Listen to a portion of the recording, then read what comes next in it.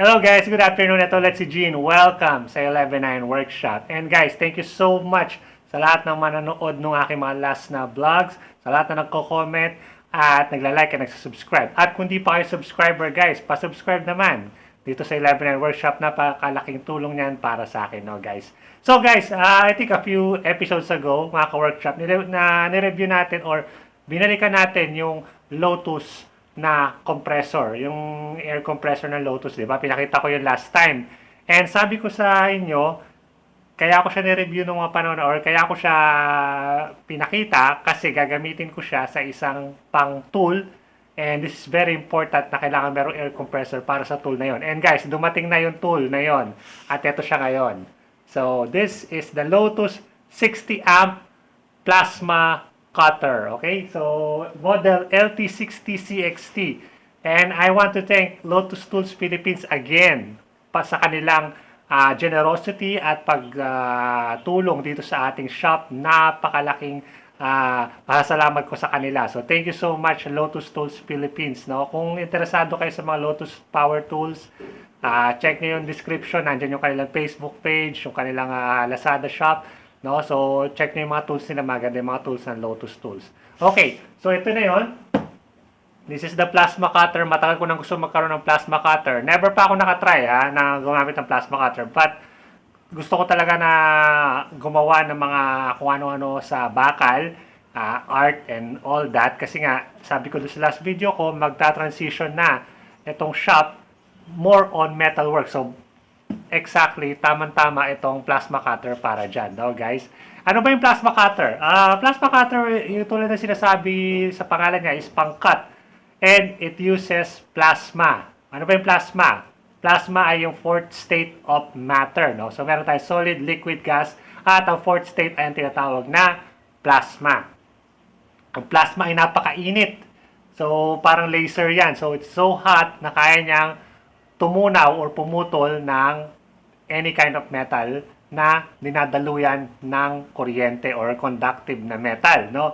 So that means ang plasma cutter kaya niyang pumutol ng steel, stainless steel, aluminum, hanggang sa mga exotic na bakal like titanium, ganyan, no? And siguro basta tinadaluyan ng kuryente kaya niyang putulin. Siguro kahit depleted uranium kaya niyang putulin, no? So napaka-versatile ng isang plasma cutter. And this one, 60 amps siya, so it's a professional plasma cutter. This is not a DIY tool, guys. Hindi to pan DIY. This is more for professionals talaga, no? And kaya niyang pumutol up to 20 mm, no? 20 mm na bakal kaya niyang putulin. Any kind ng bakal na nagko-conduct ng kuryente ay kayang putulin again ng plasma cutter, no? So guys, unbox natin, tinatin ko na nasa loob, setup natin, and then let's test it, okay? Let's go.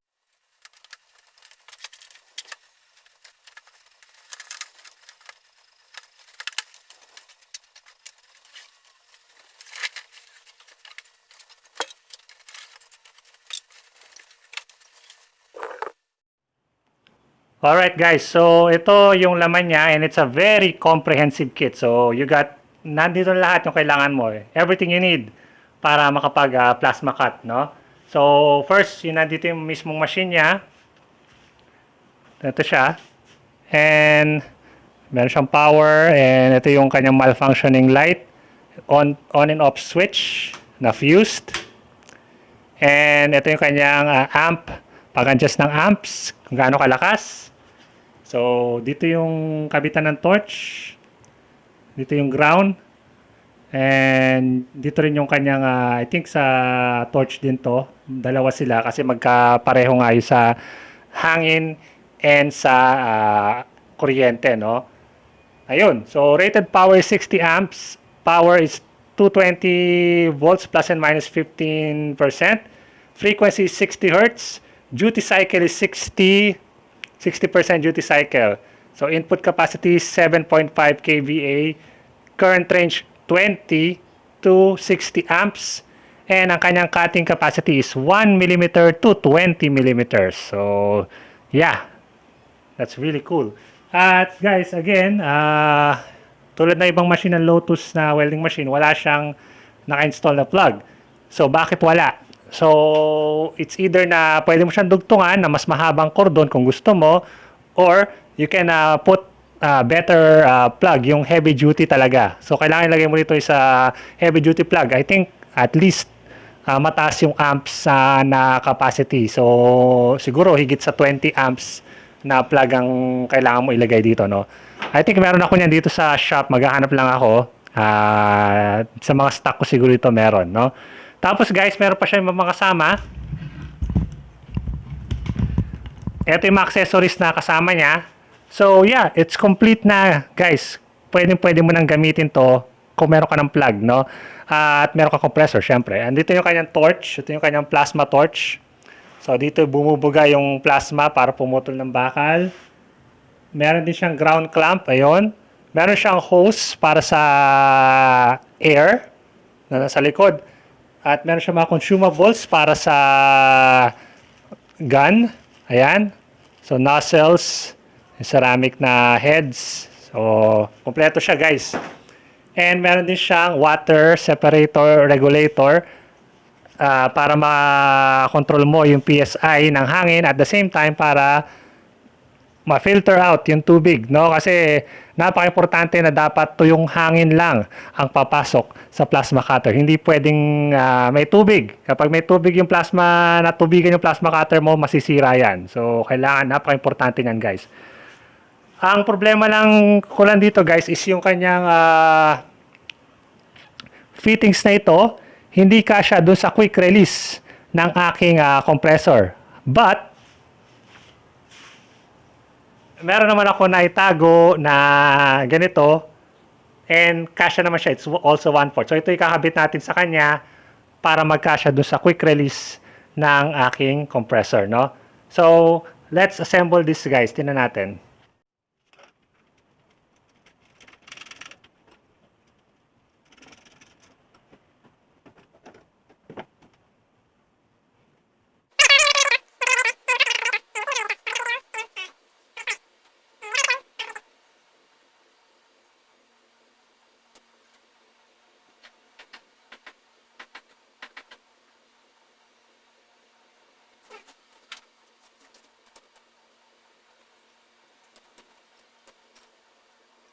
Yun.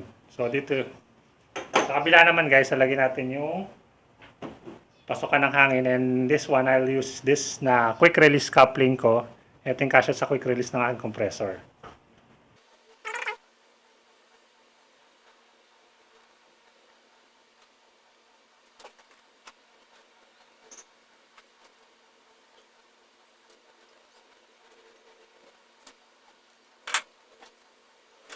Okay. So ngayon, lagyan natin to.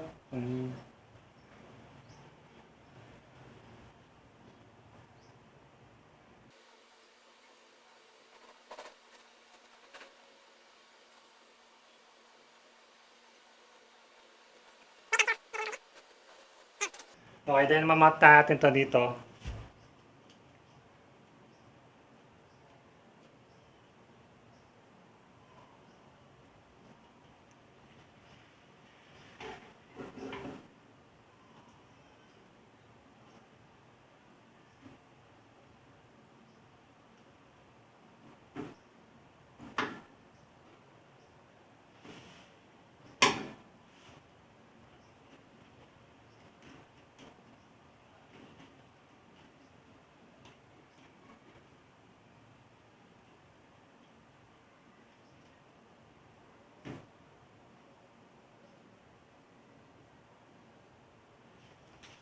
So, yun.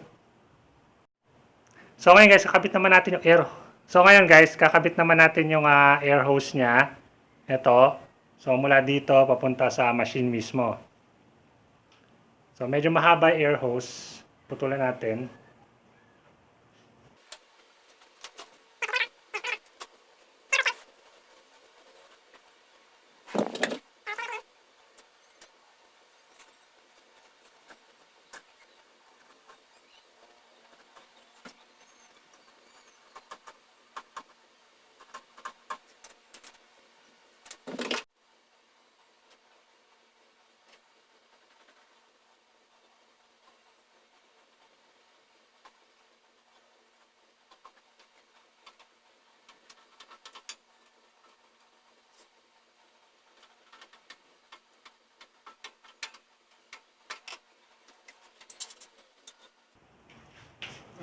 So,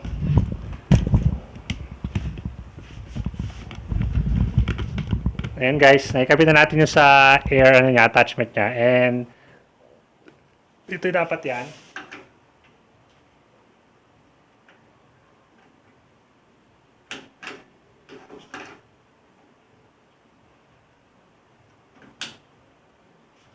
Yun. So, mukhang okay naman. So, yeah. Ayos. So guys, bibitinin ko muna kayo. Hindi muna natin to matetesting. Hindi na tayo makapag-test cuts using this plasma cutter. Hindi muna natin siya papaandar, no? Kasi meron tayong serious issue na kailangan i-address dito sa plasma cutter na ito. Hindi kasalanan ng plasma cutter, guys. Ang issue is yung connection or yung kuryente dito sa aking bahay, no guys? Kasi nakausap ko si Sir Irwin ng Tabla Primera. So, yung Tabla Primera, ano natin yan, tropa natin yan. So, kung subscribe din kayo sa kanya, guys, maganda rin yung mga content niya. And, nakausap ko siya, meron siyang exact the same na plasma cutter na ito. Napag-usapan namin to, and then sabi niya, kailangan ang plasma cutter nito is kailangan 60 amps din yung kanyang breaker. So, kasi 60 amp na machine ito. Unfortunately, dito sa third floor, sa workshop ko, ang aking breaker dito is only 30 amps, no? So, that's underpowered. So, kapag 30 amps kasi, ang breaker mo, magagamit mo lang doon is around 20 lang, no? Para may safe na, tawag dito, safety gap, no? Or, yun. Basta.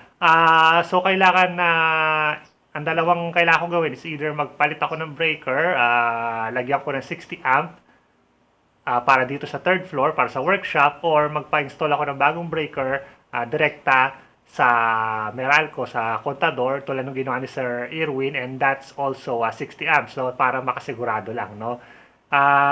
That would cost medyo mahal yon kasi kailangan ko pang kunin yung electrician na gumawa dito sa bahay, and napakahirap niyang hanapin. So, maghihintay pa ako bago magawa yon, and I'm going to buy din yung mga breakers and yung plug na kailangan para sa kanya, since kailangan ko rin sa kanya ng heavy duty plug na 60 amps yung capacity din, no? Or 50 amps, pwede na siguro yun. Hindi ko naman to sasagarin ng 60 amps, I think siguro, pag ginagamit ko na sa mga 30 amps lang, no? Kasi si Sir Irwin ng Tabla Primera, meron nga siya dito. And ni-review niya rin to, guys. So, gusto nyo makita kung paano siya gumagana, check nyo yung site or yung blog ni Sir Irwin, no? Nasa description, guys, yung link. Check nyo yun. Para makita nyo kung gaano siya ka-effective and gaano siya kagandang gamitin, no? So, unfortunately for us, hindi mo natin siya magagamit dito sa shop. Kailangan ko muna i-address yung mga issues na sa kuryente, no? That's okay lang, guys, kasi safety muna tayo. Safety first, no? Bago tayo mag-move on. Alam niyo naman, natakot ako sa kuryente. So, ayokong pakialaman to. Baka mamaya, i-try natin, baka naman masira yung electrical infrastructure dito sa bahay, no? Mas malaking gastos yun. And sabi rin ni Sir Irwin na laging nagtitrip to on 30 amps. So, ayoko na sumugal, guys. Safety is number one concern dito sa shop.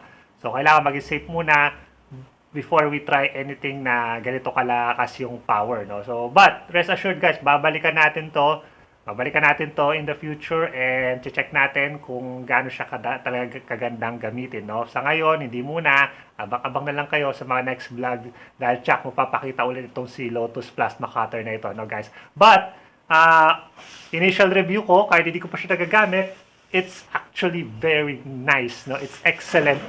Ang ganda ng kanyang forma, no? It's really big and heavy. Talagang heavy duty siya. Yung kanyang forma is, ang ganda ng kulay, Battleship Gray or James Bond Gray, sabi ko. And black yung combination. And then, kompleto na siya, guys. So, you can really start na talaga. Basta may maayos kang breaker for this one na kayang i-accommodate, pwede na siyang gamitin instantly. So, meron ka ng gun, no? Meron ka ng air hose, meron ka na ng separator. Kompleto na siya, actually. So, plug na lang yung kulang. So, yun. It's ready to go. So, it's a professional level na plasma cutter, guys. It's actually not for DIY. Overkill to for DIY.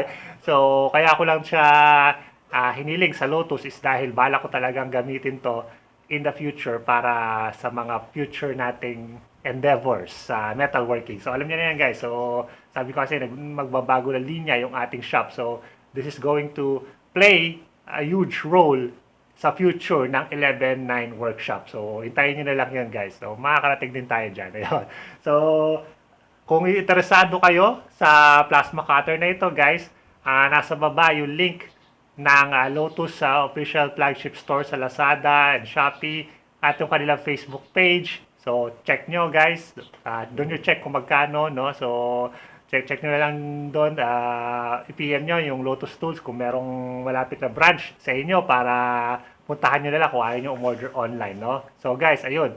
And guys, thank you so much for watching, no? So, I hope na may natutunan kayo at na-enjoy nyo yung vlog na to kahit na medyo bitin ng konti, no? So, medyo bitin lang ng konti. Pero, rest assured, guys, I promise you, babalikan natin to in the future, okay? So, thank you so much for watching, guys. Again, this is Gene from 11.9 Workshop. I'll see you guys again next time. Don't forget to like and subscribe.